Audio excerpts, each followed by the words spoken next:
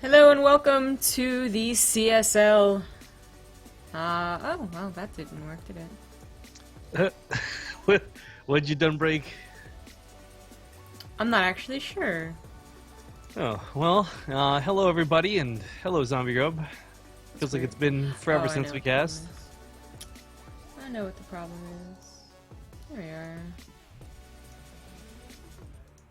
we are. Now it's getting the volume mixer, which makes it look amazing. There it is. Soft. Okay. Now everything is fixed. Take the text off of your face. But text on my face is like my favorite part of me. No. Alright, we're just gonna hop into it because you're starting a little bit late. Hopefully the stream is just working. I trust it. Yeah. We're going to be going into... Hold on, actually. I need to get all my info up. There's the sheets. Going to be going into Toronto versus Georgia Tech, and then afterwards it will be UC San Diego versus New York. We have one player ready. And the other player, just want to make sure is not BRB'd. We do have a forfeit already. You can actually see it on the screen as you're watching and listening to the amazing dubstep. So game number 2 won't be played. We're actually going to hop right into the 2v2, I believe. Which I have to make sure to change that overlay. Okay, let's get into it. Alright, Runes of Ceres to kick off today. Again, I guess it's weird because this is still game 1, so the score is still 0-0. But immediately afterwards, this could be like 1-1 or 2-0. Depending on who wins. Yeah. It is a best of 7 as we are in the playoffs. Last week we ended up just casting 1 best of 7. This time we're casting 2. Actually, more similar to what we were doing before. Also of note, we did not get around to casting Tuesday's cast. Oh, whoops, daisy. I guess this broke something on my overlay because I have a weird little chat bar floating in the middle of nowhere. Oh, let's see. I remember this bug for GameHeart. I used to have this, and then I got used to it, so I never noticed. I guess they must have changed something in chat with the patch. Yeah, well, they actually allowed you to be able to see chat while you're in game, when with Legacy of the Void, they took that away. It was actually really important, so I guess they need to fix it again. Oh, well. Let's get into the intros. In the top left, playing for... Let's see here. Florida. No, Georgia Tech, sorry. Georgia Tech, it is Plurmorant. And his opponent, representing some of Canada, playing for the University of Toronto, with at 8 p.m., it's the next Slash. Yeah. Looking at my sheets, I saw that Georgia Tech had notable wins against Florida and Central Florida. That's why I was confused. And actually have a pretty damn good score just overall. They're at 6-1 right now, which is pretty good compared to Toronto's 5-2. It's not actually that bad. Tuesday, or was it? I think it was last week, we cast definitely a more one-sided series in regards to how their scores went. I think the actual series went 5-2. Of course, that was George Washington versus... I can't remember, but... You know, George Washington didn't have a great score, but the other team did, and it did end up actually kind of mimicking that. The other team did win. So I wonder if that's going to be the same case for this match here. Georgia Tech, not the best score I've ever seen. I don't think anyone's at a 7-0, actually. So 6-1's probably the best in the season. I believe that. Yeah. Oh, good. Stream is actually working, by the way. 2 thumbs up. Great! Yeah, I don't know what it was. I guess Twitch broke for me, but not for OBS, so that was awkward. Well, at any rate, for those who are joining us, I just want to clarify really quick. We talked about this being the playoffs for these teams, and playoffs in this instance does refer to the round of 16, not the round of 8 or round of 4 or anything like that, just so we're all on the same page for terminology. And at the end of the road, it's not just that there's going to be a finals for the CSL. There's a lot of money to win through like scholarships and you name it. But it's cool because the winning teams are actually going to go head-to-head live at DreamHack Austin. Yep.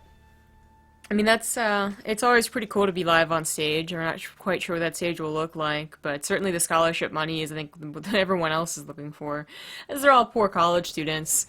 I tried to talk about this on Tuesday when I was solo casting, but Tuesday was the definition of a shit show. It was absolutely terrible. So I don't think anyone got to watch that. Oh, Richmond's on the way.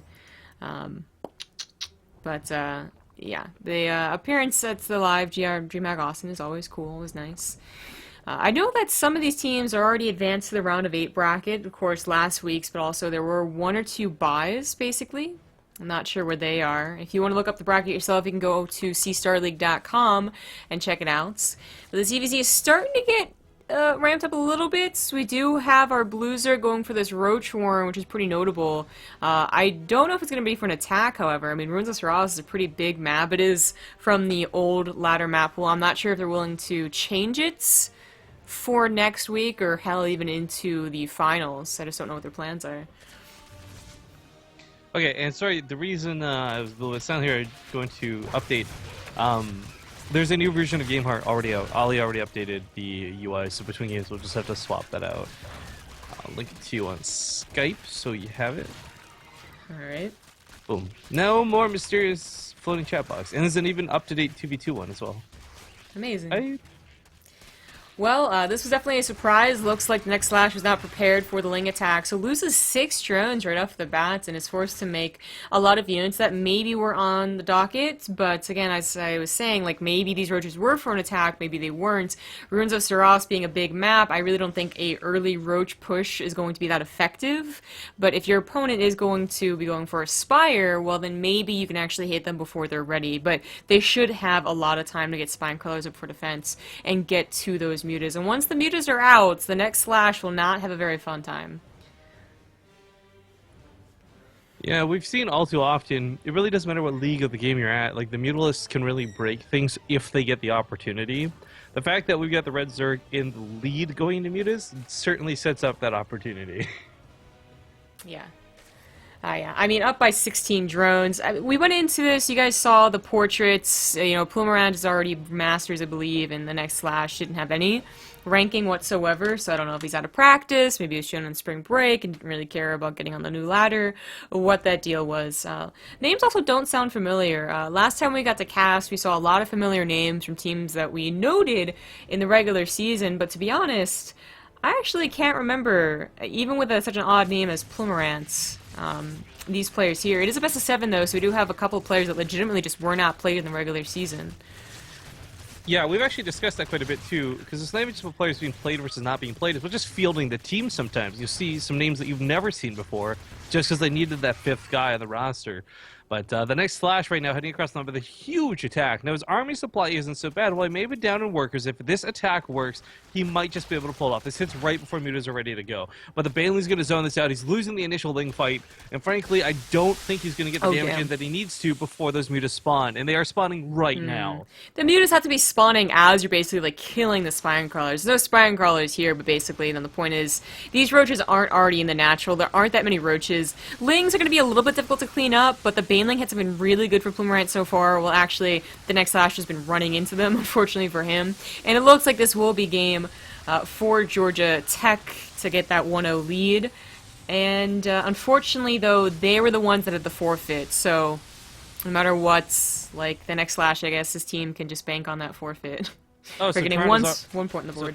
So after this, if... Wait, no, Toronto's the one that forfeited? No, it's Georgia Tech.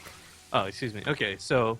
Yeah, if the next Slash dies here, it's just 1-1, which is kind of nice even footing moving forward, I guess. Yeah. It's like a consolation, I guess, because the next Slash, I mean, you're in this scenario and you're always thinking about, well, sometimes, I guess it depends if you're a selfish player or not. You're thinking, oh man, I let my team down for the next game, and actually, after this one, they'll probably go into their Skype call or whatever they have and be like, don't worry about it, we're still at an even score. It just kind of goes down to a best of 5. I know some people hate when people say that, but that's actually the deal here. Plumerant does take the win in his EVZ, giving Florida, or damn it, I keep seeing Florida, giving Georgia Tech the 1-0 lead, but then unfortunately their game 2, another 1v1, did have to forfeit, which ties it up to 1-1, and then right.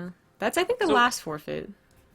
So this gets a little bit weird, actually, because this means we jump into the 2v2, right? Yes. Okay, so because I know we got some new people tuning in tonight. I want to explain really quick how this works. In the CSL, it's almost like a bit of a team match, but instead of best of threes, each player comes out to play best of one. The order of it tends to go best of one into a best of one into a 2v2 into an Archon mode match. And with a best of seven, you're guaranteed to get those games no matter what. After that point, after the Archon mode match, if there's any more games that need to be played out, it is 1v1 all the way through. There are some rules here where players can't play more than twice, so you could see Plumerant, for example, play the 2v2 or the Archon mode, but if he does, you won't see him at any point down the line, not even for the Ace match. Yeah. The Ace match does it, you just kind of like resurrect people, you know, easy way to describe that, I guess, and bring back any way you like for that particular match. Where is the... There it is. Interfaces. Don't forget to swap out overlays and download the new one, because I just think you don't, because it's got the 2v2 update one in there too. That's what I was talking about. Okay. Well, just reminding, sorry. Actually, I've got so many versions of the GameHeart UI, I'm about to delete them all. I have like 7 different versions of GameHeart. I just keep renaming it older. Okay. So now we got the one true GameHeart UI loaded up. Change the 2v2. Yay, they actually said here. The map for the 2v2 is going to be Sludge City. We've seen a lot of Sludge City. Of course, it's been prominent in several of the previous weeks, but also now here in the best of 7 stage as well. Now, some of you might not love ZVZ and some of you might not love amateur matches, but I will tell you this much. The best games we've had in the CSL, the most entertaining games we've had in the CSL, have certainly been through the team games, whether it's 2v2s or Archon mode matches. So, I'm looking forward to this one. I'm hoping we'll get to see some good stuff. I literally searched for Sludge City and it was like, nothing's coming up. But then I looked on ladder maps and it was there. Why? Because nothing's easy. Did you not watch poor Scarlett try and stream and just spend 3 hours logging in? No, I entirely skipped all the bugs that she had. I saw the actual stream. There's actually, though, there's so many bugs in StarCraft 2 that I still saw, though. Like, not our technical difficulties, but the bug where you have to log out to play another game. You can't hit the play again button anymore. The login screen will break for some people. It broke for me when I was doing something, so I had to actually exit entirely. It was when I was casting. It's been terrible. And apparently now there's a bug where they have the cancel sound play as you get into game, so it sounds like you canceled your game search, but then you get into it anyways. Actually, I can testify to that. I had that happen earlier today while I was on ladder, and I was like, "What the fuck was that?" Yeah. It's. I have to make sure that these are the right teams. Pluto and no, it's not, and they didn't say anything. Well, they didn't say ready, so there's at least that much. That's true. They did all bother to change their colors though, so they'll be nice and pretty. All right. So again, this is gonna be the 2v2 match. It is tied up 1-1 between the two team scores. Just so everybody's on the same page. Yes. And, Zombie Grub, to pay you a compliment really quick, up? whatever you're wearing looks adorable. I like that really light color. Yeah, I've actually been liking clothes shopping lately. Like, it took me 24 years, but I'm finally feeling it, guys. Yep, almost 25. The shopping. 1 month ago. Women be shopping. Yeah.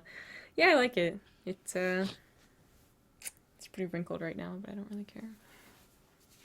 Okay, everyone's ready. You can pass off as style. It's grungy. It's not wrinkled, okay? Like. Oh, yes. And it was cool before everyone else thought it was. I had to change the 2v2 overlay the slightest, because that's what I was using back when the default overlay was on Tuesday, when everything was going to hell. Ah, yeah. Tuesday things really fell apart. There's a whole story behind that one, guys. Yeah. Actually, I know we got past the topic, but I forgot to mention that I was streaming Brood War, right? And Scarlett came in for like a minute to say, "Oh, I'm not worried anymore." I was like, "Oh, that's so rude." Ouch.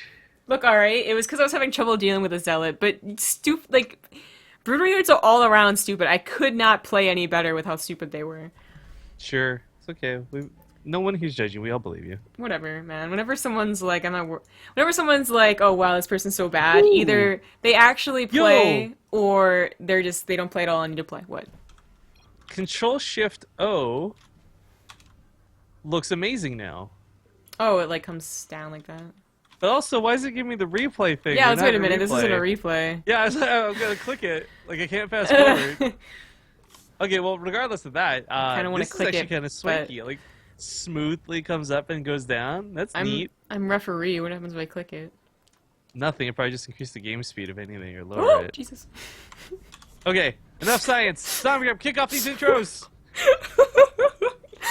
The top left. This is where you For write, "It's not Toronto, it's the yellow Terran, Terran, and the red Zerg Atlas. Tehran. I know Tehran. That wasn't supposed to happen. And of course, play for Georgia Tech. Remember, everyone, the scores are tied up 1-1. It's going to be the combination of the Blue Zerg, Master DZ, and I said Z for you Americans, and the light blue Protoss Pluto. Yeah, these are the American team, so American players. Okay, so again, Ow. real quick, guys. For 2v2, there's a little bit of a rule that you may not know about. It's not just that there's a 2v2 and this is different in and of itself, but also you can't quote-unquote stack the teams. Now, first off, I don't agree with this rule, but we've had the whole season play out with it, and one of the big aspects is you can't have two people of the same race. You can't have two Zergs six-pooling to win. Well, you can't six-pool anyways, but the point of it still is you can't stack races. So, one thing we've seen be very common amongst all skill levels are that for whatever reason, the Protoss seem to pull ahead really far in these 2v2s. And it has nothing to do with balance or race. It's just coincidence being all the Protoss players managed to do the best. And it's just been a very awesome, continual trend.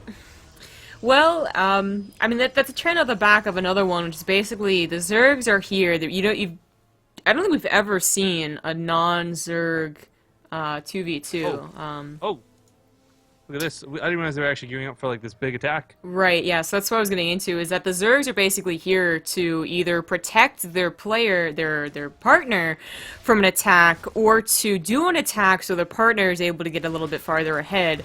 Now, Master DZ is on the defense right now because his partner, the Protoss, did go a little bit greedy. He went for a Nexus after Gateway, I believe, so he's pretty late in the attack. But unfortunately, it is going to be, soon enough, a 2 versus 1, as the Zealot's going to die pretty quickly. As long as too many of these Lings don't die before speed finishes, they'll be able to deal with the Reapers. And if the Reapers are gone, the Zealots and the Adepts and the Mothership Core are going to absolutely reign supreme over Lings. Especially with help from the other Lings. Yeah, Toronto is really putting a lot into this. They're going 3 racks Reaper and still committing to Lings. That hatchery is a lot later. Master DZ does have his hatchery down at another gold base, by the way, but just not droning it quite yet. And on top of the Adept, really quickly, that Mothership Core didn't have a pylon of the Natural to help out, and speed is it's not even halfway done for Master DZ, so these Lings are going to get constantly surrounded. Luckily, right now, they're just in a higher number, so they're doing okay, but the Lings will not be able to keep up with Atlas's Lings. Simple to say. Yeah, Reapers are definitely getting problematic. I mean, the second speed finishes for Blue, this will be a lot more manageable, but it's still so far off. There's 3 Reapers at a time being pumped, no attempt at an expansion. They are just looking to win the game with early game pressure. Yeah.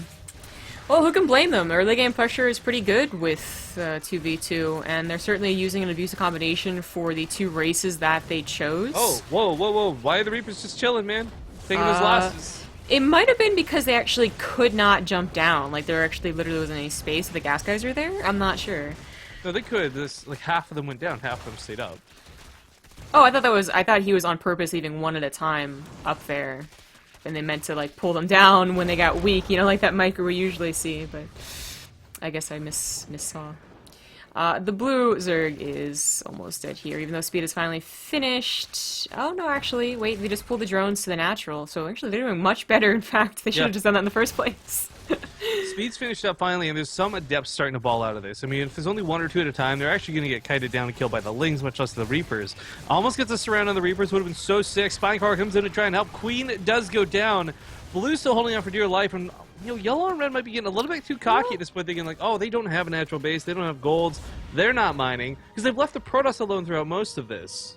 Yeah, the Protoss should be getting scary pretty soon. Now they have 3 warp gates to warp in from, actually. That might be the real trick. Adepts might not be the best answer after a while. They are good against those Lings, with the Reapers giving them a little bit more of a tough time.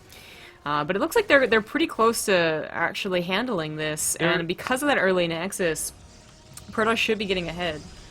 They're the best for right now, I think, is the best way to really go about describing that, because they will take care of everything they need to live. Now, when we look at the worker count after all said and done, I mean, Blue comes out as 16 drones on a gold base. That's one fully saturated base. That's not so bad. Probes 23, not horrible, but the fact is that Red started macroing a little bit faster than Blue, and Yellow's had 30 SCVs for a while. That's actually too much, and he doesn't have any prospects for that natural base yet. So, speaking economically for just a moment, all teams are equally bad.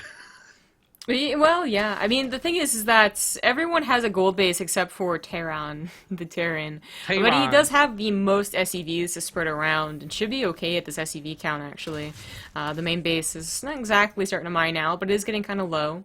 An attack of Lings doesn't really do very much. A couple of grenades finally go down. I was going to note that Terran needs to be really cautious with his grenades on the offensive, but is trying to use them now. Just wants to be careful not to hit his buddies' Lings, so leaving them to deal with it. Those Lings do the perfect meat shield, and the Reapers got a lot of kills with it. I'm not sure if Blue should have gotten in so early. I mean, I'm not sure if this is just poor communication or what the deal is, but they really should have synced up this attack. Adepts would have just absolutely rolled over everything. But now there's like Marauders coming out, Stims all about halfway finished. I mean, there's actually a pretty sizable force from Terran that's looking very scary, and especially with Medivacs. Let's not forget, Medivacs actually heals Zerg units too. Your ally will get healed by your Medivacs. Yeah. It's another combination that works out pretty well together because of that healing. I mean, even you can get the Queen's Transfuse in return a little bit. For Protoss and Zerg, they don't have the same deal. If it was Protoss and Terran can repair mechanical units, but well, you can, it's not so. Yeah. Let's not, well, you can transfuse Zealots. We learned that recently. Because there's so many Zealots. Right, and so many Queens in the first place. But the point of this is, like, I just want to throw out there, before everyone gets too excited and you get that guy in chat that's going to be like, oh my god, tanks and, or Medivacs and Ultralisk, it's not a good combination. But there's still fun things you can do to work together, and repairing units after a battle is certainly awesome. Yeah.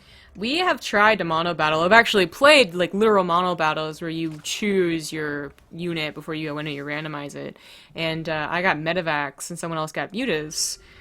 And, you know, we thought this would be a good idea, except the Mutas always outran the Medivacs, because you could only use for so long, and every time, it would just, like, I could not just click on the Mutas, so not something I suggest. Well, now I'm getting really worried. I think the Terran army is probably going to carry whatever this next fight is, because we look back home at Team Blue for Georgia Tech, and they've got a lot of Tier 1 units still, but when it comes to Tier 1, Marauders, Marines, and Medivacs are the king. Well, yeah, I mean, technically they're Tier 3 with those Medivacs included. And there's not that many Medivacs. In fact, there's only one. But more on the way. They should be boosted over, as this attack is very scary. In terms of army supply, you add everyone's together, and it's really not so bad, especially if photon overcharges could ever come down, but it seems that they instead preferred creep spread. That's something I would definitely do. So no photon overcharge, just time warps go down, which, I mean, they do encompass the entire army, but how effective were they really? They couldn't stem forward, but there isn't that much micro to be done from the defending team anyway. Snipe it off that. Mortal, it's like nobody's business. Yeah. A couple of roaches left over, but the Marauders should be just destroying everything. And Toronto may have lost the 1v1, but going to come back here for the 2v2. Yeah, which will put them in a 2-1 lead thanks to that forfeit from Georgia Tech earlier. Game number 2. Again, the last forfeit should be anyway, unless someone has an emergency or whatnot. And as I said, Toronto has the slightly worse overall score, but it's having lost 2 series instead of just 1. But right, exactly, it's very, very slight. This should be a very good series. Maybe go to the ace match. We do have the defending team starting to clean things up, but only after losing a Nexus, and, you know, Medivacs are still around that are still going to continue to harass. No Blink yet. It's very close to being done, but there's not even that many Stalkers to chase this. Yeah. Just reminding everybody, too, not to get too far ahead of this. I mean, Georgia Tech's still alive. They're still fighting, but it's in a bad spot. I was going to say, reminder, though, either way, after this, we're going to have the Archon mode match, which is still another sort of team format, just a very different than the 2v2.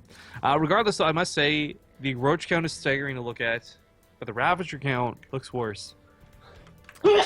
Yeah. In terms of what you should be scared of. Protoss definitely took the fronts of that attack, losing the Nexus and the Mothership Core, and basically, you know, all the slow-building units, but his Zerg partner can't really carry him here, doesn't have that strong of a composition, doesn't have enough numbers, too, and that should be it for Georgia Tech in the 2v2. Yeah, that bio game's just a little bit too much. Manor Mule is coming down saying, get out of the game! And looks like Canadians will take the 2v2. Way to go, Canada.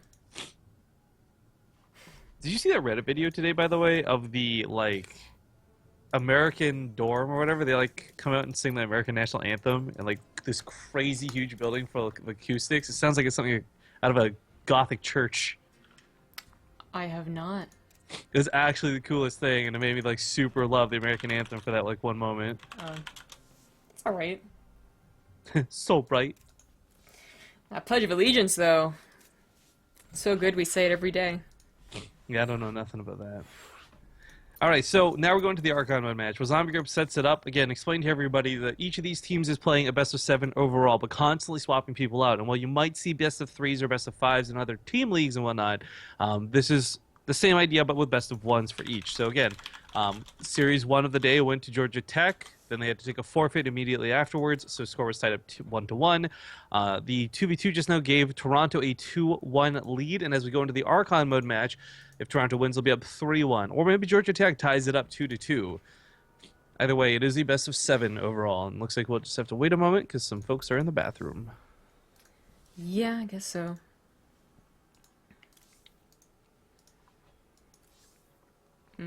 These guys are together. Atlas is going to be playing again. Oh, where's Fear Dragon when you need him? Because the Archon mode team of Rav and Nietzsche would be Ravi. Yeah. Well, I was really confused when I saw Rav on there. Just Rav.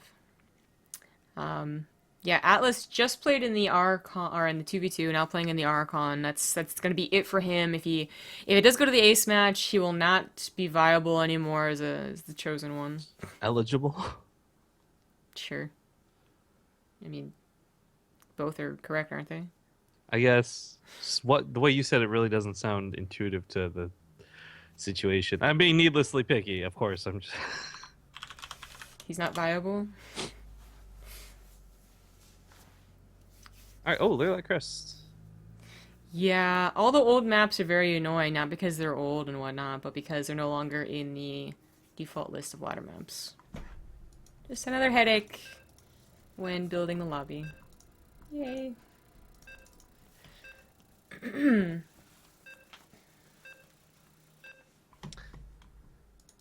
Yep. Again, reminding everybody as we get into the game, it is 2-1 in the favor of Toronto. Go Canada! But, of course, what's most important is just surviving. It doesn't matter whether you won 4-1, 4-2, or 4-3 at this point. It's kind of scary because you're getting close to the end of the CSL. There's a lot of money through scholarships, and your team really wants to win. So just simply not losing is a good enough victory for anybody. Okay, we're into it. And in the top right, they're actually down 1 now. It is the Georgia Tech team of Rav and Nietzsche. God is dead. Totally.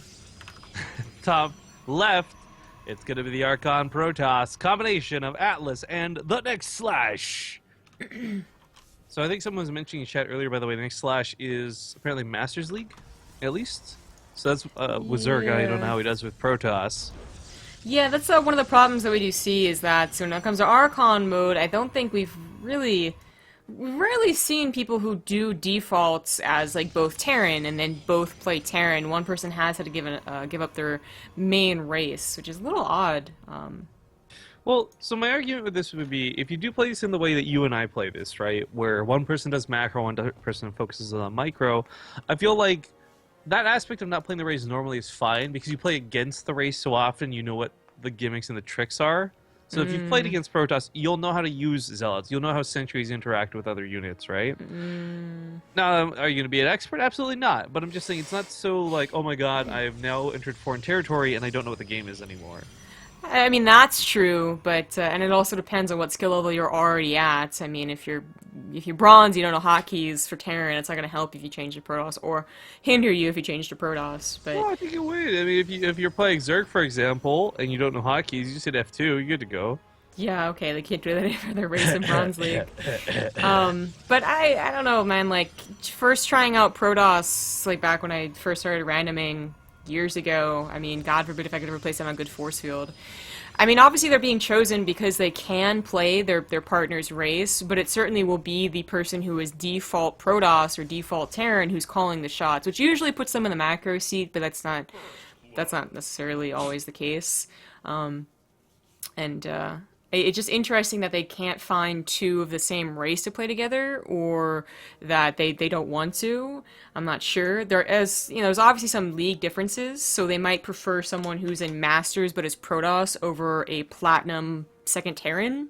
Maybe something that, that goes into it, I'm not sure, but just interesting to see the difference. It usually doesn't affect the game too badly. I think one time we saw an Archon match where it was really obvious, like the micro player was not used to, I think it was like maybe Zerg, but that was only one time out of lots of Archon matches at this stage, like for us specifically, but also for CSL. Yeah, I guess I always forget because we've done so much of it. Archon mode really is still a bit of a different can of worms. Sure. We do have this kind of 50-50 tech and units build from our Terran. Nice scouting done from the micro players. You have to die to these two adepts. Very nice indeed. Not scouting anything very important. A robo is not something that's unheard of, and a war prism coming across the map would also not be too surprising. But yeah, they all scouted, and the Reaper actually gets out. Like, well done. Well, the Marines ready to catch some of these adepts. I actually think the current Marine count could easily take this on. The other two get their asses in there, though. Archon mode, of course, means you get two players controlling and hopefully not making mistakes. Like that It Reaper. was to the far right there. Not great. Of course, a wall off now for Legacy. The Void is always preferred against Protoss. A little different Heart of the Swarm. Reaper takes that as a sign to go scout again. I mean, they're really getting 100% scouting. They're going to be able to see a War Prism maybe pop out. Like, this is almost perfectly timed. Reaper stops, however, and shoots at a probe, which is putting more gateways. The positioning of the gateways, and now that they're able to add up, okay, like 1, 2, 3, 4, 5, 6, that is a suspicious amount of gateways. And seeing the War Prism, now the micro player hopefully is shouting back to the macro player like, hey, they're all ending me, get ready to deal with a War Prism, but also like a ton of adepts.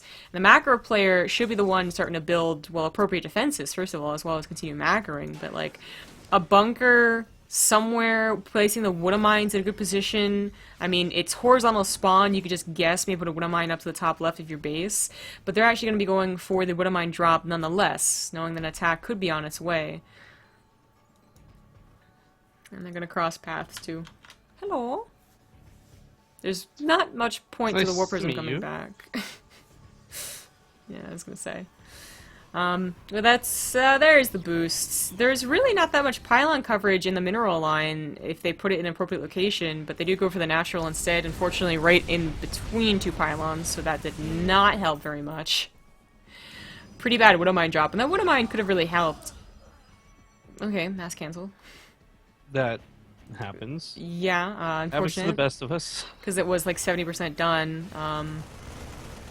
Yeah, this attack, which could have hit really hard and really fast off of 6 gateways, instead took its time, didn't bulk up an adept count, so the Warp Prism trying its damnedest to get like a huge warp in, at this point wouldn't even matter. Like, if you can't get in, then you just start warping in adepts like they were doing out front and hope to bust later. Because without a bunker, I mean, you can get, obviously, 12 adepts really quickly off of 6 gateways, but the macro player has started to, well, once again, start macroing, so 2 more gateways off of 2 bases? Along with Tech and Immortals? That's probably too much. Okay, well there goes the 3rd base, but it's gonna take a while to finish.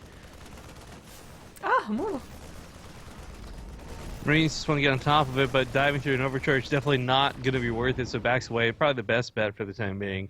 But we've hit that sort of classic TVP. Forget Archon mode, forget anything other than just simply what the game is for a moment. And we see this happen so often where Terran players will get that giant supply lead, and if they push early enough, Protoss are sitting at the top of the ramp with like 2 Immortals, a couple of Adepts, and they just get wrecked by numbers more than anything else.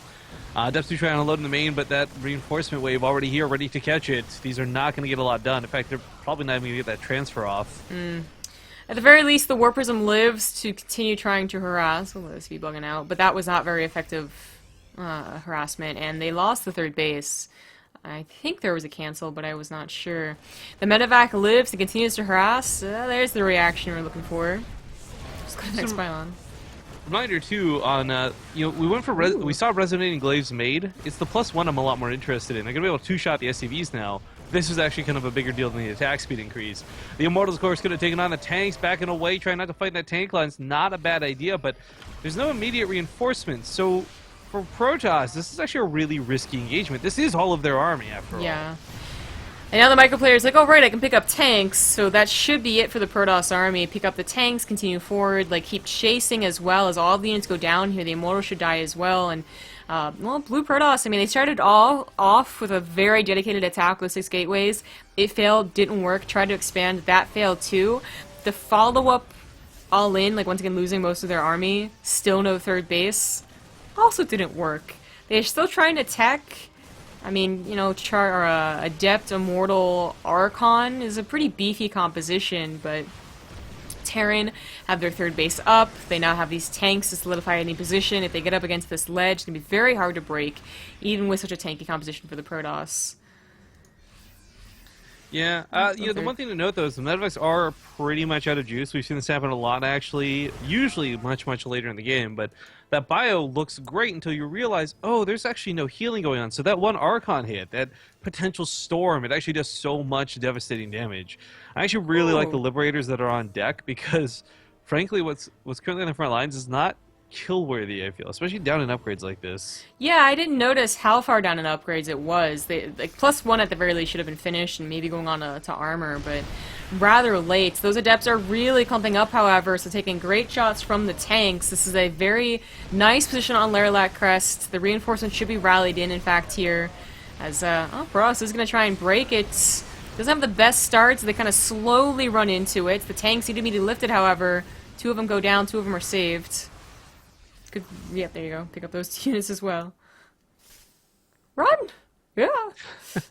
Boost, boost, boost! Alright, the Liberators are going to help a little bit. There's actually, I believe, no blink in play. So there's no, in fact, there is no blink. So getting the Liberators is simply out of the question right now. There's actually no way to get to the Liberators, much less take them down. Yeah, well, there's just no anti-air, really, in general. Its Archon's almost dead, and at the very least, the Terran could always just pick up and go to their natural, and if that doesn't work, they pick up and go to the main base. Like, time is for certain on their side. Position is on their side with tanks and Liberators now, and finally their upgrades are starting to catch up with the +1. You know, there's got to be some aspect of this, too. Well, actually, hold that thought for the time being. The Archon's going to try and get on top of the Liberators. A couple Stalkers managed to sneak in, too, but that's really not a lot. They do manage to take out the 2 Liberators, however, but it's at the cost of all the Adepts. New Liberators are going to start coming in, and frankly, that 3rd base for the Terran should be what wins this game at this rate. Yeah. Because these trades are not equal. These trades are not good. The army supplies aren't that different, but it's going much better for the Terran team. Well, at the start of that fight, it looked like maybe Protoss was able to cut through, but the Liberators ended up still not really having an answer as the Stalkers died pretty quickly, and the tanks were microed away. Most of the Bio Army's gone, so if they had something that was more positional, if these were 12 Blink Stalkers, they just start running everywhere, and it's very annoying, but no Blink, just, you know, direct attacks, really. Now War Prism comes in, 2 Archons certainly, once again, like, add a lot of damage, add a lot of tech ability, but reinforcements, time, Liberators, everything's looking okay for Georgia Tech. It might be scary for like a second here, but they've got this game. I mean, Toronto, I think, had a small timing they could have taken advantage of, but just never really got to. And the fact that they decided to attack so late, this was after they had that upgrade lead. It was cool. It was awesome, but that was all in. Yeah. Yeah, I mean, this has been a very, like, clunky game for the Protoss in general. They really didn't ever have that, like, very smooth build into a smooth attack, and then a follow-up. It was never a 1-2 punch. It was like, dodge, weave, punch, dodge, jab. Like, it was, you know, it was definitely not what they wanted. And that is going to be game for Toronto, tying up the series. Woo. So now at this point, it becomes a little bit easier to follow, as the rest of the games will be 1v1s at this point. So for those who are like, I don't really care for team games, whether it's Archon mode or 2v2s, those are the two team matches now out of the way. The preseason was, of course, all Archon mode, which was kind of interesting to see. By interesting, I mean terrible. But Yeah. I gotta say, like, that was not a bad Archon mode match compared to what we've seen in the CSL so far. That was actually pretty good. Mm-hmm. Would agree. The next map, which in the regular season would have been the ace map, would have been Preon Terraces, but we still have, with the score being tied up, at least 2 more games to go. And the way that they're playing, I mean, they're only go to the ace. There is the next series is waiting. They've been told to play anything about 50 minutes, which is gonna time up rather perfectly. Let's get the teams in here. It's JT, who just played in that Archon for Georgia, and Quantum. Okie dokie. All right. Quantum. JT had a different name in game. So I have been playing, or I was playing ladder earlier today. I know, right? What? Are you for real, Rifkin? And I kept getting Preon Terraces, and man, oh man, I forgot how much I hated playing on this map. Like, I know that we've casted a lot, and you hear my opinions of gold bases all the time, but I forgot how hard it is to actually see the difference in terrain levels for your main to the low ground. Like, not at your natural, but the other side of your base. And I goofed like so many times just trying to move units around like a dumbass. Like, Yeah, I know all about that ladder, and I know it's one of those. Okay, so everyone's complaining about the new map pool and jokes about my lack of laddering aside on Starcraft 2. It's one of the rare times now where, I guess, combined with the fact that we're not casting as much, it's like our season off or something. our off season is literally 3 days. Well, because we don't have very much set up in general for any week, you know? Like, there's only 4 guaranteed casting days. But, okay, this guy's not entering. Quantum, please. But also the new ladder pool, I'm not seeing a lot of the new ladder, so I'm not already bored with it because I've cast like 100 games on it. So I actually like watching player streams and being like, oh, that map looks fun. Oh, that map looks so imbalanced. I'm so glad I'm not playing this. Oh, they're ready. Woohoo! I've been playing too much Brood War.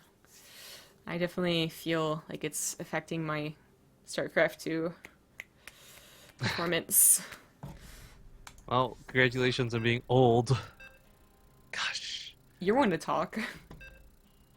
What? I play StarCraft like a young hip kid. Oldie. All right? Greetings, fellow kids. Yeah. What's up? I mean, Yeah. sup? I got my ass kicked today, though. I didn't win a single game in Brood War. That's most days, though, to be honest.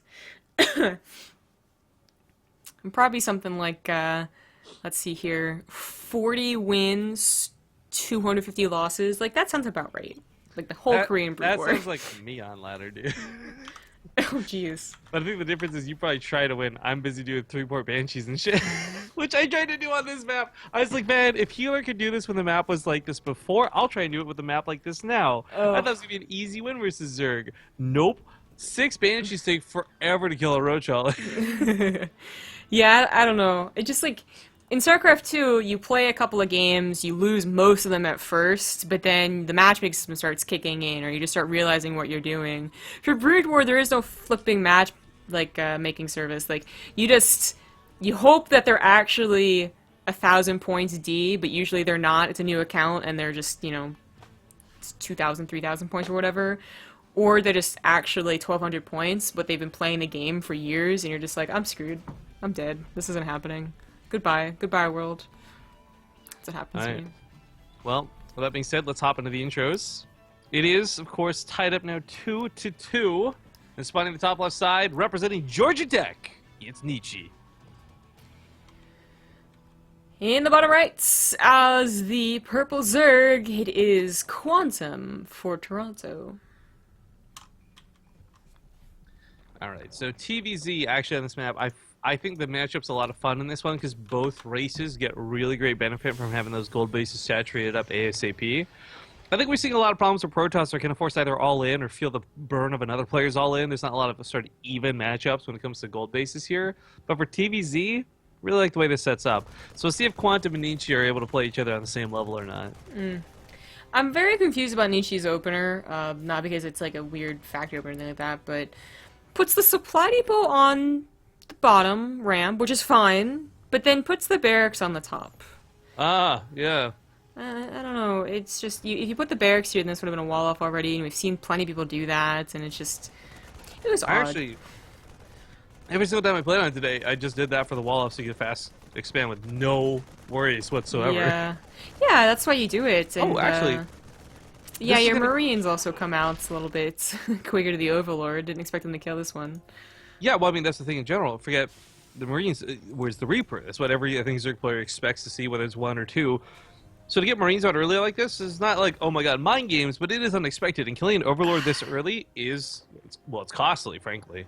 It didn't have to happen, not because the Overlord could take a different path, but because Quantum specifically drone scouted. I'm gonna bring that up too.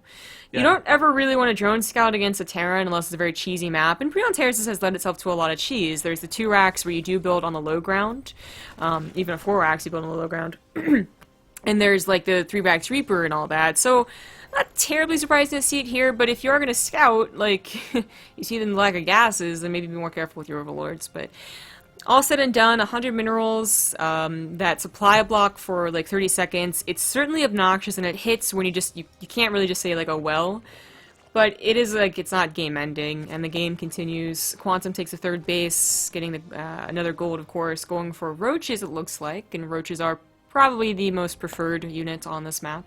Mutas, this might be the rarest map to see Mutas, although I don't know about the new ladder map pool.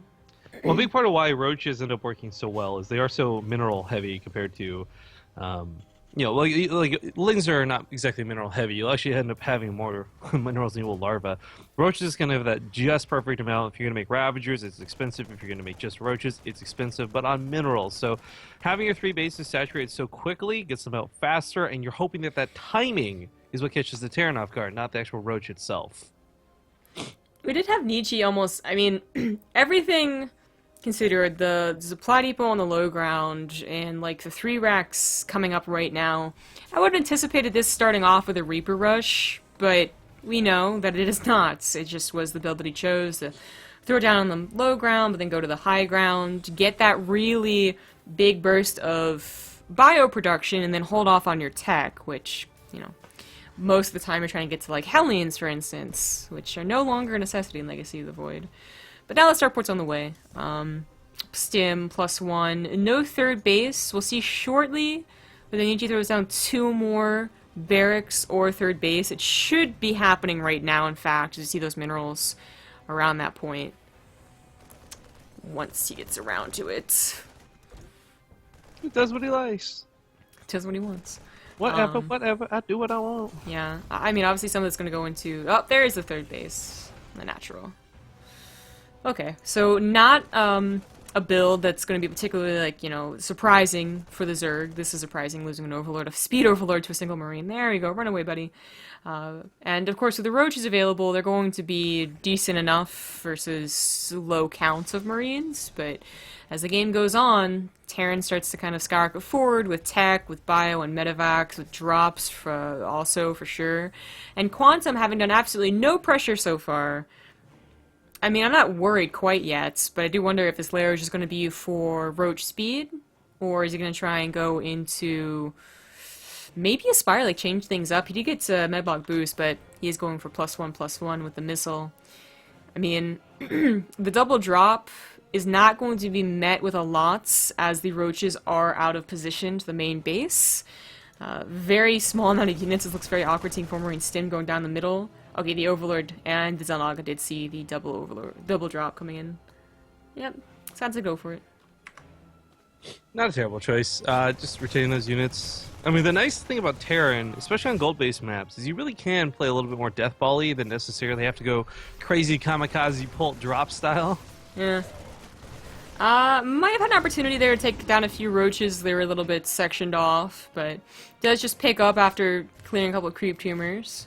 Creep tumors not as big of a deal for roach players as they are for the like, bathing players, of course. But bathings definitely take the most benefit from it. But it's always nice to have that speed boost as well as vision on anything attacking. And another drop tries to come off to the left side, but so far the roach fence has been pretty good. As long as the roaches are there when the units drop, any amount will kind of do, but if they're ever out of position and every single marine unloads, then they can definitely take out the roaches. This is only about half, as only one medevac was full, and the rest of the roaches do come back anyway. It took a long time for any drones to actually go down through this, by the way. Like, only the first 5 died right now. Yeah. Okay, this very odd marine run by once again, doesn't do very much more. Almost goes a queen, like that would have been kind of impressive. Overload creep doesn't take as long as it used to clean up. Taking this as a third base is really good actually. Like, you could have tried to take the gold base as a Terran, but that would have been really hard to defend against a roach push. I'm not gonna lie, that's probably one of the most underappreciated but biggest impacting buffs / nerfs the game was the way they changed the creep spread, because there's so many times we've cast hundreds of games where creep spread beat a Terran more than anything else. I mean, yeah, you know, combination, the creep spread change, it recedes but also expands faster, and just the style change, you know? Like, a lot of people are going for roaches. Mutilating Bling is kind of like your back pocket, or if you're Korean, you do it a lot, but not the standard it was before. Creep spread has become less and less like, noteworthy, you know? I can't actually remember a Legacy of the Void game where I'm like, wow, that creep spread's really gonna buy him a lot of time, because if I ever said that, then the sweep would go down and it would recede surprisingly quickly, and just doesn't seem to have as much of an impact in Legacy of the Void. Still good to have, obviously. Like, good mechanics are good mechanics, but I think Terrans definitely appreciated it the most. Protoss never really had a problem with creep, per se. They just kind of walked over with their death ball and an observer.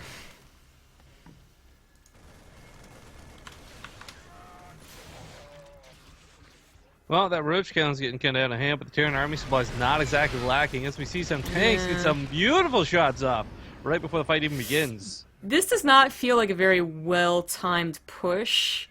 Not to knock on Quantum too hard, but if you're going to do the 1-1 roach attack, then you should have a sizable lead in supply, and it becomes like a really desperate gamble, or not gamble, desperate defense for the Terran to like swap their tanks around and not get hit by the Ravager shots. The fact that Nietzsche was able to deflect that so easily does actually make me very worried for Quantum, as now the #1 problem is the lack of tech. So he's gonna just not have good enough units to take on like a lot of tanks, a lot of medevacs. He's not going to have good enough upgrades either. Trying to transition into units at this point is... it's like okay, because now you won't have to worry about drops as much as the Terran really starts to get comfortable dropping everywhere.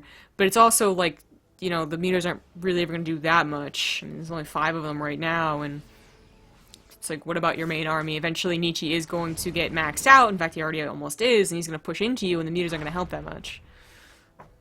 Oh, the gold base is trying to mine out too. It's rough. Well, medevac, this is going to live, but kind of by accident. Hey there. Hey. Hey. Oh, it's gonna run back in. Oh, I wanna die!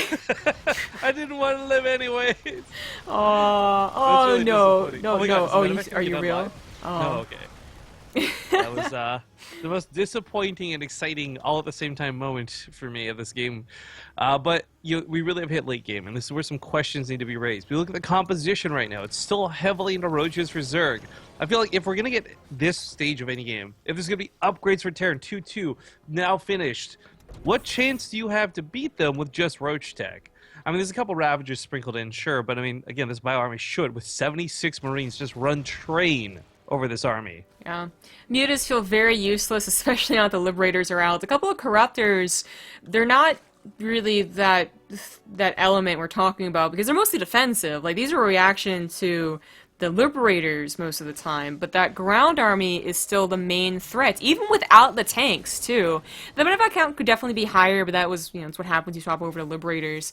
But this massive amount of Marines, not even that many Marauders, is going to rip through any amount of roaches and ravagers. Even a drop coming off from the right side. Once again, gotta bring up the low economy for Quantum now that his minerals starting to get really low, where Nietzsche is on a 4th base. And this army just gets, oh my god, obliterated and shredded. Does pull back into Liberators, should probably move the tanks forward, but this is certainly a fight that any Terran would love to take. Well, not this one. Well, don't get hit by the corrosive bile. Yeah, there's that aspect of it. I do like that he's playing a bit safe, though. Crystal Battle's on cooldown, charges 4, tears through that Roach wall. Look at the supply just dissipate. Yeah. Mobile doesn't have a lot to work with, and most of what they have is actually on the way. Worst off, it's Corruptors in the sky that cannot help this position. They're hoping to take out those Liberators, but, you know, honest to God, it was the tanks and the Marines that were worse this game. The Liberators, which are normally like, oh my god, such broken units, were barely a factor. Yeah, I mean, the Liberators are really not a problem. Still 2 of them here. The Corruptors are trying to kill, I think, Medivacs at the time, but they're also just dying to the Marine fire.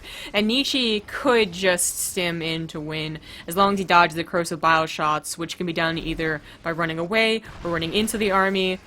There's really not much to be scared of, except for the unknown. Like, Nietzsche doesn't want to throw the game away because there's burrowed banelings, or actually there's an entire maxed Roach army, he just hasn't seen it yet. It's like, that's certainly, I think, what's stopping him. Otherwise, if it really was just this army, and it really is, he should be simming in right now. There it is. GG. GG. Well, Georgia Tech. Georgia Tech now taking the lead 3-2 in the overall score for this best of 7 tonight. And of course, if they can win one more game, they will lock everything down and walk away victorious. Mm-hmm. Well, their 1v1s are certainly looking very good. And that's the rest what we have. Everything is set up already, like, you know the your opponent, you know the map, you know the race, obviously the matchup. You don't know, however, the matchup for the ace match, where things get a little more interesting, if it gets to that point. Next we have Arena, however. Potentially the last map, as Toronto is down 1. There's that cancel sound when I make the lobby. No, it does it like 3 times. Like, it goes whoosh, Hey. whoosh, whoosh. Shout out to State, who just won his 250th Protoss game, apparently. It's like that real ID achievement, yeah. 250 wins, solo Protoss. Nice. We have Rav again, who was, I thought, played before. Oh, there it is, in the Archon. And... Simonichi would be Robbie. Yep, that's true. That's right. Not sure who LX Anki is.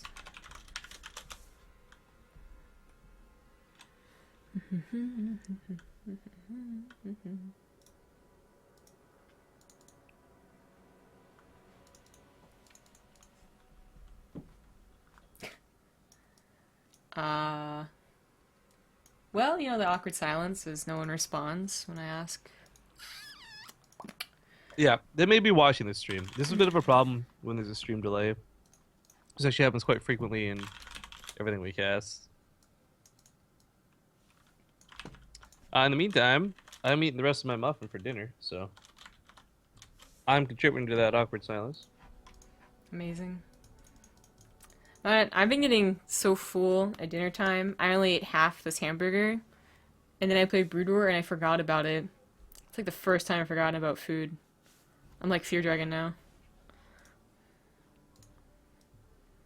Might as well just eat bread for dinner every day.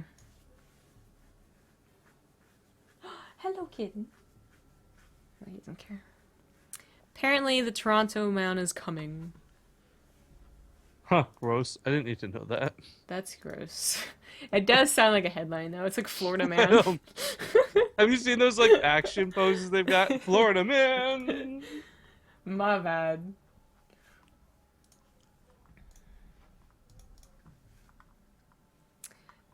I see him. Guess he wasn't online.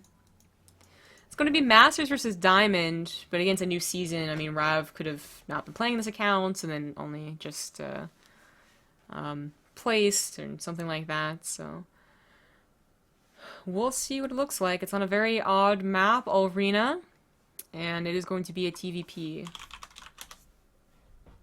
Yeah, he was Masters last season. There you go. Let's just check out this guy. Okay, but his opponent was Grandmaster in 2012, so, you know.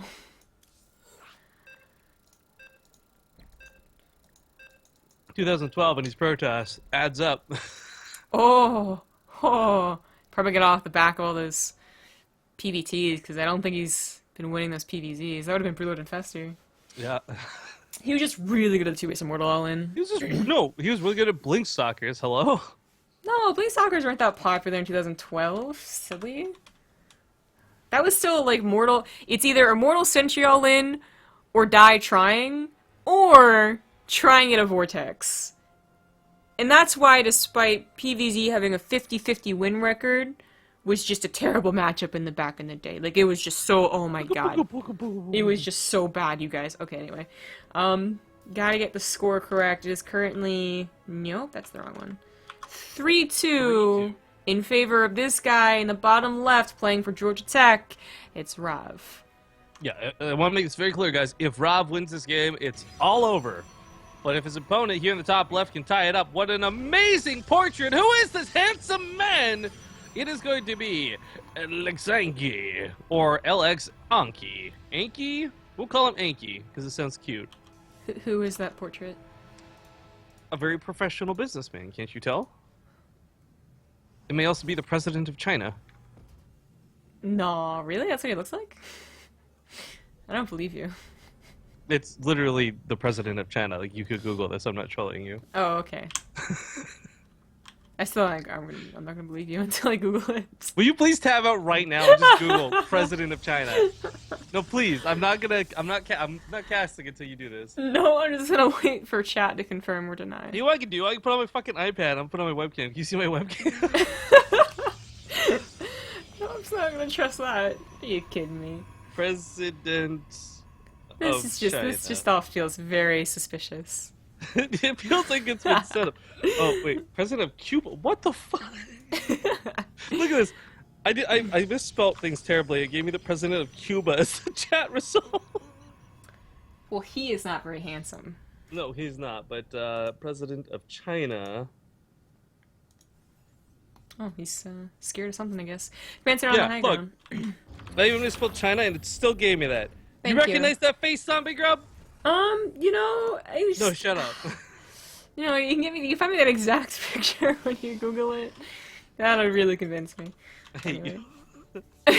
This is getting racist territory. Because to me, all I'm hearing is all Asian people look alike, and I can't tell the difference, Rifkin. Wow, I never said I never said that. Okay. You didn't say it, but you implied it. The implication was there. No. No. All right. Probe does go down. Nothing too nasty just yet. The Reaper gets a pretty nice scalp, but I doubt he's going to live to see round 2. And unfortunately, scouting this early doesn't really reveal too much. Like I mentioned, Rav having us on the high ground is playing a little bit scared. It's not ideal. It's not the end of the world either, but I guess maybe afraid of just having to deal with 2 points at once. So if Footstone Overcharge came down, with pylons up here, he would have to worry about maybe canceling his command center, but like that usually doesn't time out that like that. You just left your command center. But point is, either he's scared of GM, he's scared of the map, or he's scared of Protoss. I'm not sure which one. But he is playing more defensively than you really want. We have a Stargate on the way, and I think we're gonna have maybe one would have mine. The second barracks is coming down now, but so is the starport. And a tech lab. Tech lab on the factory? Is he gonna swap that with the barracks? Might be for the Cyclone to Oh, that's a good point. Yeah. be safe. We haven't seen a defensive Cyclone in this matchup in a while, it feels like, but it was a cover. It covered every base. Nope, Oh, it's gonna be for tanks. I mean, it's... Thank you very much for making the casters look foolish, Rob. There is an abusive spot here, just like on Lairlac Crest, where you can siege up tanks, but it's not bad versus Protoss. It's something that I would have talked about if it was like versus Zerg, for sure. There's a lot of things to talk about in this map if it's versus Zerg, though. So it's going to be interesting to see if he's able to utilize this. I don't know, like, to the best of his ability, basically. If it's... It could try and, you know, start to snowball a little bit. You get the pylon, then you start firing right at the Nexus. You really make the Protoss choose to go in or just defend. But first, Rav has to defend against this Oracle, which if this had been a win of mine, it'd been no problem. I'm just throwing it out there, okay? But now this Oracle has nothing to defend against it.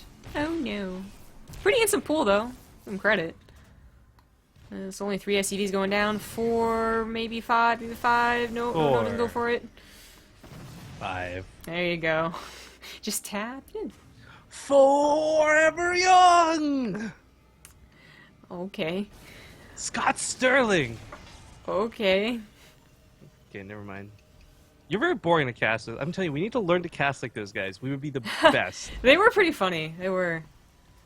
I don't know. Okay, so the SCVs go back to mining. This really isn't that bad of a deal. I mean, 33 SCVs versus 47 probes. You're like, oh my god, it's out of control for the Protoss, but let's not forget that Band-Aid effect known as mules. So this will help keep them afloat for a little bit. Question is, though, Rob realizing this was an Oracle opener has to know there's not going to be a lot on the ground. If he goes for a push, he'd probably get some pretty good damage. But frankly, it looks like he's playing a little bit more scared, and that is actually going to hurt him a lot. Because that timing, that window of opportunity, is going to disappear very soon. Yeah, Rav, I mean, I kind of like the idea of a tank push. Don't really enjoy the idea of him continue to play scared. You know, this tank is clearly for defense, although it will probably come with a push if he does one. Didn't have any follow-up tanks, so usually if you do push with them, you want at least 2, preferably 3, and just having 1 feels very just, I made it, so let's use it. So it's not going to help too much. The good news is that the retreat path for Terran is wide open. You know, there's a choke, first of all, on the map, and then second of all, there's still medevacs, and there's not a lot of anti-air. If a Liberator or 2 joined in on this, they could actually get a lot of kills. There's only sentries right now. But no Liberator, no third base, just a lot more units trying to come out here. Only on 3 barracks, however. It should be a third base or 2 more barracks. We'll see very shortly. Rav continuing to just posture in the middle of the map, however, just gives Enki more and more time to get a big army that can contend with this. And it's going to be a drop.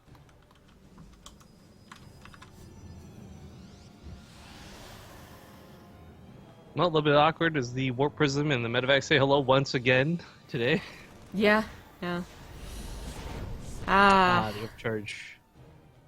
This game isn't feeling very good for Rav. I don't think he's going to be able to close it out 4-2.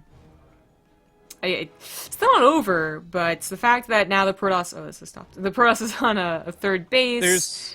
There's considerable mistakes that have been made, unfortunately, and it's not like he did something really wrong going into it, but he missed out on timings. He missed out on advantages he could have taken to get ahead, and now this has put Terran decisively behind, especially when you consider upgrades coming out next. Yeah. Not only is it going to be +1, there's no combat shields, nor has it begun researching. Oh, wow. Yeah, that's pretty bad. I mean, at least +1 finally starts, but this is, again, something that you would have had a third base much sooner. You would be on maybe even bigger army supply. You would have that +1 going into armor right now, and yeah, of course, you would have combat shields, which is, it seems like, again, it's the map, the player, or the race. I'm not sure which one, but Rav just came into this feeling very, like, not confident. We saw him before, but it wasn't an Archon match. Maybe he needs that partner to really build his confidence, because this isn't looking like very strong play. Enki does have this final, like, you know, finally a very big push now incoming, and we might just see the tap out again without combat shields. This army is just so fragile. Yeah, I mean, everything's going to get 2-shot by the Adepts, Marines-wise. Probably the biggest factor, in my opinion. Scouts a couple of tanks, and Enki decides to not go for it. The War Prism could just go in again, maybe distract a quarter of the army. There's a pylon over here that could maybe distract a little bit more off to the third base, but Anki's taking a sweet time. I'm gonna wait for the rest of the upgrades, maybe? I'm gonna break them out of rocks first.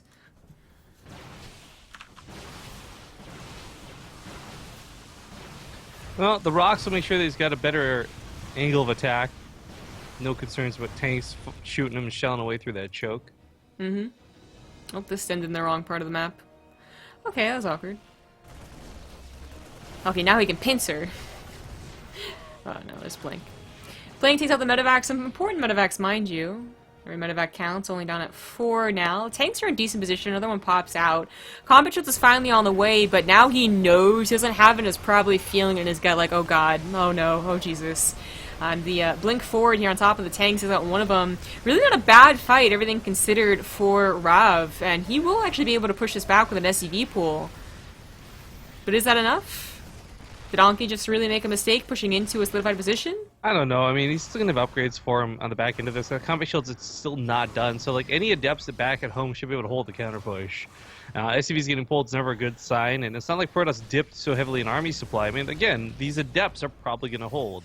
Combat Shields is coming up to finishing here in just a moment's time, but I don't know, Zamigo. This still looks pretty bad for our Terran. Yeah, if he hadn't lost 14 SCVs and the macro was really on point, I could see maybe pushing in to continue taking down the army supply. I'm not sure about taking down like the third base or anything like that, but still giving them, you know, a better hope in this game. But having to pull back entirely, losing more SCVs, now 27 SCVs going down in the last minute. Everything went south really, really hard in an instant, but it all started kind of going down south, to be honest. Anki was definitely the more confident player this game. Shout out to SC2 Pluto, by the way. Played earlier today, but also knows who Scott Sterling is. Maybe he should cast with you. Whatever, man. Don't get jealous, Zombigo, it's okay. Whatever. 34 SCVs have died recently, but of course significantly more have died this game. Other side of the map tries to go for the one last ditch effort, not going to cut it, completely shut down. Let's not forget, Blink was under a research for a while, didn't get to use it. Now we finally have Blink done, you can start picking off those medevacs, the one thing keeping them alive and keeping them in this game. But I do think it's pretty safe to say at this point that, unfortunately, for Georgia Tech, they're not going to lock it out here. They are going to have to go to that ace match. Yes, they are. But good news for that is that I now have like a very big roster to choose from. Only one player, no, I think 2 players are now kind of, you know, they're out of the running basically because they played in both the Archon and a 1v1 or the Archon and 2v2, something like that. But that's still like 6 players for each team to choose from. Well, 5 actually because Georgia Tech forfeited one. To choose from for the ace match, and it could go favorably for either team still. GG. All right, President of China brings with him power. Yeah. I'm still. Can you Google it, please? Like, I know. Like, I believe you. Chat confirmed. No, see, I feel like you say you believe me, but I know you don't. Chat confirmed. It's fine. Whatever, man. Whatever. So this is where it gets a little bit interesting because we don't know who's coming up. The players don't know who's coming up. It is like you get to pick whoever the hell you want, with the one restriction being you can't pick players who've already played twice today. Yeah. So let's see. We had a forfeit for Georgia Tech, so they're already down 1 choice. Then we had JT play twice, so they're down 2 choices. For Toronto, Atlas played twice, and the next Slash played twice, actually. So, down 2 for each team, 5 players left to choose from. Toronto does pick 0. Kept it secret, I guess, for as long as they can, too, because they whispered me. What the hell is going on with... I'm really mad at Reddit right now. Quickly go to Reddit all, and then note who has been posting those top 5 posts, and then note what those top 5 posts are. I'm confused. Reddit all in general? Just Reddit /r/all.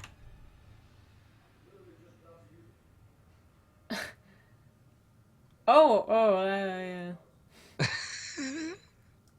How did this even happen?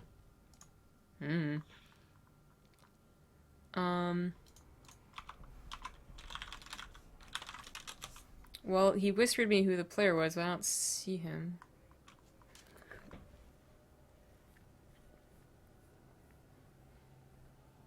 I didn't have a problem, like, spoiling the ace player for them because I figured the 3-minute delay would be fine. But we're not getting an answer from Georgia Tech yet. Oh, wait a minute. Unless 0 is the name of someone who is, like, a different name than was on the roster, we haven't seen this guy at all? No, I guess not. No, he was game 2 for Toronto. Game 2. Didn't have to play, that's right, because the other team forfeited. I guess, by the way, this has to do with the Reddit April Fools or something. Oh, yeah. Like, you already have to be watching out, because some people are already in April 1st. I am so past when I thought April Fool's was cool, right? Like I don't even remember ever thinking April Fool's was great. There were sometimes some cool, cute things that happened, like, was it WoW Wiki became Meow Wiki for that one day and was like replaced by all cat stuff, and that was hilarious. That's a good April Fool's joke in my opinion. But then people are just assholes for no reason and be like, it's a prank, bro, essentially, and I'm like, that's not a good April Fool's. This is not a good April Fool's at all. Well, I've always enjoyed Blizzard's April Fools. They were already pretty funny. But in real life, bring back the Warhound again. That was hilarious. Actually, I was watching one of my old VODs, and I had one where we had party hats. I think it was one of like our Archon mode or something, or 2v2s. Yeah, the party hats were great, but do you remember they had to they're like, this is broken because you could see the probe hat when he's hiding or some bullshit. Like pro gamers are totally ruining everything. Like usual. Look at that thing I just spammed you with escape though. We have to wait for Georgia Tech anyway. Hello? Okay, I'm okay. No, he's going hello? Oh. Hi. It's super cute. It's like Apollo the ferret. It is. Alright, looks like we got Plumerant coming on in. So Plumerant versus Zero. It is tied up 3-3, so everything kind of hinges on this one match on Dusk Towers. It's going to be a TVZ, and whoever wins this wins it for their team. There's quite a bit of pressure. This is literally like bottom of the ninth. Bases are loaded. Like whoever strikes out is going to knock their team out of the CSL. You used it all correctly. I'm so proud of you. All the sports terms were right. You didn't mix up any or like field goal. It's the bottom of the ninth. The referee's on your shoulder, and you got to worry about whether you can lateral pass that ball to second base or home stretch. I'm not proud of you because I think that you don't know it. I'm proud of you because you didn't opt to go for the troll. Well, thank you, Papa. I'm glad you're proud of me. Papa Rifkin. It's been so long since we've seen each other. I missed the donation bot. Yeah, it's I didn't tell anybody. I took it around back and I shot it. Oh! No! Did it get robot rabies? Yeah, I told him to look out into that river. Oh, Yella? No. No, not even old Yellow Man. I'm going mice and men on this one. Oh. Well, that wasn't. I just told him, you gotta look out over that lake. Look how beautiful it is, George. Just to say that wasn't rabies. It just got a little darker. I mean, you showed them in both of these instances. Yeah, okay, but like for the rabies ones, obviously like the dog's gonna kill someone, but like for mice and men, like Lenny just couldn't. George. George killed like a ton of mice. Hello. He just couldn't control himself. He didn't know how strong he was. Dogs and rabies. No, you know what you do with people who are mentally ill? You don't shoot them. Anyway. No. In a lot of instances, it may have helped more than hurt. Oh, Jesus. Reference most supervillains, for example. Maybe, instead of incarcerating them, allowing them to escape and then kill millions of people, we had just gotten all the gold Yeller on them. The Joker never would have returned. In the top right, as the Red Terran, it is Zero. I don't know if I can legally say that, so I'm going to retract that statement. In the bottom left, it is going to be the Blue Zerg once again, Plumerant. Vote for Trudeau. Yeah, for those who know, there's a silly thing that John Oliver brought to light. I didn't even know it was real, but like an American citizen cannot endorse a Canadian candidate, or you can be fined something like $5,000 or something insane. So to get around that, he had Mike Myers, a Canadian, come on a show and advertise, the candidate type thing. But it blows me away that was like a thing. That there's international law that says you can't actually talk about our politics. I'm like, but that's what all the media does is like, look at us. Like, how dare you talk about us, though? Like, what the fuck? I don't know. I'm sure there's a good reason, as most things in politics are. Yeah, right? Exactly. Yeah. All right, well, Reaper coming across the map pretty quick, so Zero's going to get eyes on Plumerant, and we'll see if he actually gets away with too much. That was a little bit weird. Did I just find a bug? What? There is like 1 pixel of missing space below the minimap. So when you pan over terrain and stuff, you can see it underneath the minimap. Where exactly? Like under like the mini map is like a box, right? Yeah. But there's no bottom border to that box. So there's Yeah. like this one pixel. Like if you pan over, say, creep or like the outer terrain, you can see it at the very, very bottom of the screen. Okay. Maybe you did find a bug, I don't know. Sorry, it's caught me off guard, man. Excuse me. It's been like what 90% of my life on Starcraft watching the minimap, so it's like, it looks weird when it's different. I want to remind everyone, actually, that Zero is on Toronto and Plumorant is on Georgia Tech, just to be clear, so we can be all hype when one of them actually wins. Right. Well, you mean when Canada wins, and yeah, I agree. America! No, when Canada wins. America! Anyways, yeah, it is tied up 3-3. We talked a little bit about this before the game, but the emphasis really needs to be driven home. It's the ace match, and whoever loses this game will unfortunately lose it for their team, so there's pressure for certain, but also it's the fact that you want to see alive in the CSL. Tuition money be damned for just a moment. There's that hype of going to DreamHack Austin and playing live on a stage in front of a real audience. That's something pretty sick. Well, Zero's playing pretty defensive already with a tank, with the bunker. The tank opener is, it's kind of whatever. You can go for a tank opener on any map, and it could be both safe as well as a build that you're shooting for. But the bunker is really safe. I mean, his Reaper did die, I guess, and he was quite scared to see the Zerg player still on 2 base. That was probably the reason. But of course, as we can see, Plumorant was only going for a 2-base Spire. He did eventually get a 3rd base. He's finishing up now. 2-base Spire, really not that uncommon, especially on Dusk Towers. Liberators are hard to deal with if you don't go for it. You have a lot of room to and a lot of time to buy. If you go for Mutas, it's a very big map. So, just basically, there wasn't much reason for Zero to go for a bunker, but it's not the end of the world. Is going for a 3rd CC, got 2 tanks, in fact, but not a second medevac, so the single tank drop, not very scary, and it's going to have like a second. It's going to be able to shoot like once, and then it's going to get out of there, because mutas are almost on their way.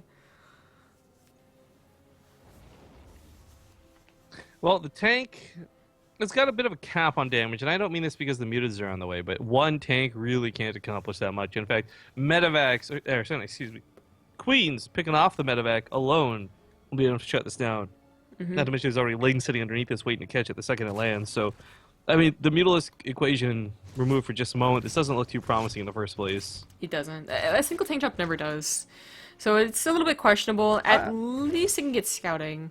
My argument would be, in something like Archon mode, where somebody could dedicate to that tank drop, that's an instance where it could definitely be viable to have one siege tank drop, but the amount of control necessary and the dedication to it really kills your macro, and that's why it's more of an Archon mode strategy than a 1v1, and we are back to the 1v1s after all, so this really doesn't get anything done, and that's okay. He got some scouting, which was nice. He also saw the Spire now, so as he heads back home, he knows there's going to be Mutalisks coming out shortly. Yeah, it does a bit of boost across the entire map, though. Oh, but it stops and takes a chill pill.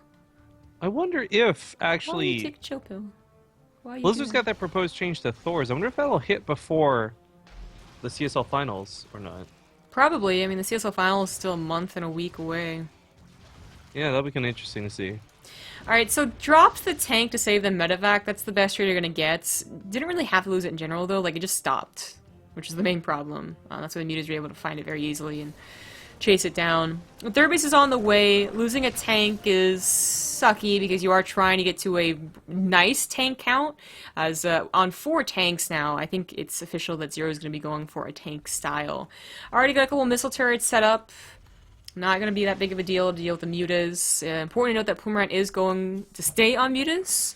At least for now, continuing to make more, getting +1, getting Banelings, more importantly, did not throw down a Roach Warren right after the Spire was made. Just waiting to see those Evo Chambers and what upgrades those will go for. It should be soon. Oh, there we go. Of course, just while we got a bit of a lull before the game takes off, reminding everybody we still have another best of 7 coming up after this for tonight's CSL cast. So hopefully you guys have enjoyed this first best of 7. I certainly didn't expect it to go to Game 7. Well, technically 6, but Game 7. And we'll see what the next one looks like as well. Regardless, though, this army for Terran actually starts getting a little bit worrisome to me. Normally, we talk about this often, where Terran are the ones who get the supply advantages now when it comes to passive games. With the extra economy, the extra minerals, you should have tons and tons of Marines. We should look at the production of Zero for a moment. And I'm not trying to be too critical, but look at these tech labs. I mean, the reactor's only just coming out now. No wonder his supply is falling short of his opponent. Yeah. It was another situation where, we had a scared Terran player. Last game it was for Georgia Tech, this time it's for Toronto, but just I feel something got mixed up there. The build is not as clean as it could have been. For instance, not only is the production late, the mutas are now starting to rampage, they're in very high number. The upgrades are not well timed. You're supposed to have 1-1 finishing around the same time combat shields as you push out, not as stim finishes and you're trying to deal with, what is it now, 24 mutas. Tanks going down now too, so there goes a very, very important part of the push. If you don't push, if you try and rebuild the tanks, if you try and just, rebuild your economy from this, their muta count can grow, or they can get up to hive. You need to push in some fashion, or you need to really just say, okay, I'm never going to push, and let's go to a fourth base, a planetary, liberators, ghosts. Let's actually just try and hunker down for the long game. And at this point, pushing without tanks, really, really late, it's probably just going to let him lose his army. Okay, that was... bye-bye. He's not going to lose this part of the army, even though he should have. But it's going to lose the main army if he tries to push. Okay, there we go. Oh, mutas. Oh, you. Still hasn't killed this medevac. But he wants to. Well, he's chasing it. There's the main push, but only 3 tanks, and they're not pre-sieged. Their creep spread is not really notable, so that's something in favor of Zero here. But there's still overlords. These are slow overlords, mind you. Scouting the middle of the map, realizing when Zero is pushing out, definitely is a mistake, because they're just, misrallied probably with the mutas. More Banelings are on the way. Upgrades are evening up as well. Again, like, Plurimet really did get pretty late upgrades, not just because of the opener, but just decision, like going for centrifugal hooks before upgrades. Plumerance just had, not the cleanest build, but trying to go for a Spire, and oh my god! Plumerite helps him! Okay, well, you didn't do that anyways. He's like, you know what, man? You need a break. You've been having a tough time. Let me... Yeah, you have to deal with 39 mutas. Let me kill my Spire for you. Yo, it confirmed Plumerance is like Holy actually a bro. Shit. Like, confirmed. He's just a bro. No one's a bro if they go 39 mutas against you. Just throw that out there. Okay. Look, I'm trying to paint a nice picture here, okay? Like, it's just a dick move. Now, the reason we don't see this high of mutas is either that they're being traded out so often, or it's just a bad idea to have 39 mutas clumping up against Liberators. Liberators a great choice in Legacy of the Void, as they can actually chase the mutas a little bit. Spreading is not a terrible idea, but there are Marines in the low ground, and there's a Thor about to pop out as well, so Plumer has to be very careful. If he lost all of the mutas, though, I mean, he would probably be okay. Not great, obviously, but he'd probably still hold on. He's on 5 bases, he's starting to accrue a bank, he's finally getting up to Hive. Spire's finishing up too, so he'd be able to replace him if he lost them. Oh, you know what the thing about the minimap I noticed is too? Yes. It's not entirely transparent. Or it's not entirely, it is transparent a little bit. Like, put your camera on mine for a second. And then I'm gonna ping. Which I don't see. Okay, that's fine. But okay, you see the middle of the map where that creep is? Oh my god, I see your camera. Is that what I'm seeing? No, you're not. What you're seeing is like this weird design thing here going through the minimap. Oh, okay, yeah, there's a big old blotch. Yeah, you're right. So it's like the minimap is kind of transparent, but only on the creep. This is so weird and buggy. Okay, anyways, back to your camera, Zombie Grub. Back to you, Zombie Grub. Back to you in the newsroom, Zombie Grub. Okay. We do have the main push finally commencing for Zero, but Plumer has a lot of time to prepare for this. The mutas go on top of a Thor and a Liberator. Damage. It still doesn't matter though, like the muta count. Killed them. Oh, well, now it starts to really kill them. Yeah. There we go. There's the last few no. hits. Oh, Jesus. Okay, he started off spread. He came with a concave. Like, there was right moves made, but then he clumped up at the last second. Like, he destroyed the Liberators. He took almost all of them out immediately and then clumped up. Now it's 110 Zerglings. That's all he's got to remax on. And if these Marines are fighting their back against the wall, they should be good to go. No Widow Mines necessary because there's no Banelings. Oh, Jesus, he's making so many Banelings. He's trying to make some Banelings. He's going to take the Mutalist out, but this trades out so much better for for Zero, because even if all these Banelings died to kill the Marines, he's traded out minerals for gas. And that's going to be so much better for our Terran player and easier to replace. Oh, he does this in the hopes of getting the Ultralisk Cavern out, but look at that spread of the Marines. He pulls back, and Zero's looking to win this game off this push. No more 4 my banelings, God. excuse me, 1 single baneling left. 1 is the loneliest number, Zombie Grub. He definitely should not have won this game, all things considered, but pretty much agree. taking a terrible fight. Plumerant thought he was winning broke too so hard. badly. killed He him on went fire. with everything. Like, why Zergs will just go with about half of their army, tell whether or not it's going well, and then pull Oh back my and God. wait for the reinforcements, but he went with everything, and everything died, especially because he was banking on 39 mutas doing damage. Okay, most of the time, Ultras come out and save the day against Marines, but these aren't going to have chitinous plating, so these Ultras will actually take damage from the Marines. And look at the split, too. He's so Yeah. scared of those banelings. Good news is that they're not a ton of Marines, so 5 Ultras, if they were clumped up together, Wow. could probably still do okay. Wow, I mean, there's a rally of like 12 at a Yeah, time. the Going across rally map. obviously There's is still a 4 over problem. here. Like, he could clean up the hive, and then maybe if there was some missed micro, he could clean up the Marines, but I mean, not even actually. Like, the Yeah, look Ultras at- pop oh out. my God, the No Marines shredded. medevacs. Oh my God! And the Marines still dealt with the Ultras like nothing. 3 Ultras over here, though, do end up saving the hive, so What? he's got that much going for him. I just feel like at this point you've got to make 2 choices as Zerg, and it's either economy or army, and investing in either one of them will just throw the game. Like, he can't make drones right now, he can't make expansions. If he tries to, he won't have any God. army to fight with. And he Oh probably my God, just an Plumer. army. It's gonna be Toronto's win. Canada! Oh, Plumer was in a dominant position if he had not taken a fight. If he had taken that fight, but Ultralisk with chitinous plating were already done, no one cares. You go for 10 Ultras with chitinous plating and you lost your entire army, 10 Ultras are fine. They'll do it. But he didn't wait. He wasn't patient. I think he thought he was winning, because we certainly did. Like, he Yeah, no, was all winning. things considered, he was. But he clumped up. He gave away a lot of banelings to tanks. He gave away a lot of mutalisks to a Thor and a couple of Liberator shots. I mean, the Marines did the real heavy lifting this game, but that's gonna be GG. it. GG Toronto. Oh my God. Move on through the playoffs. Well done. Well done. I mean, it happen, I suppose. I mean, in fairness, though, for just a moment, Georgia Tech did take the forfeit tonight, too. Like, this could have been a very different series had that person shown up, type thing. Like, there's a lot of different ways tonight could have gone had that second game simply actually gotten to play out. But that Yeah. forfeit really did screw them, and so did that last game. Yep. Quite unfortunate, this is the playoffs. This is no longer like, well, I mean, they'll come back next week and maybe get a better score. Like, no, they're actually out. It's a bracket now. So, very unfortunate. I'm sure Plumerant's not too happy with himself there. But that does mean we're going to go into the next series. So it's 10:30, which is exactly the time they're supposed to start. Nice. And that next series is going to be UC San Diego versus New York. Let's see if the teams are there. Okay, well, are we going to a break? Do we have time for break? Probably, if I had to guess. Yeah, I gotta they go to changed- the bathroom either way, so I'm just gonna be a beat. They changed the whispers to be purple, like in your chat channel. Why would they do that? That just looks weird. Well, I'm not getting a response from the other 2 teams, so we definitely are going to go to a break. Hopefully they'll respond and we'll get the lobby set up. Should take no longer than 5 minutes. Probably even a little bit shorter, as the admin is now here getting everyone set up. Okay, see you guys then. Just a little bit of music, a little bit of downtime.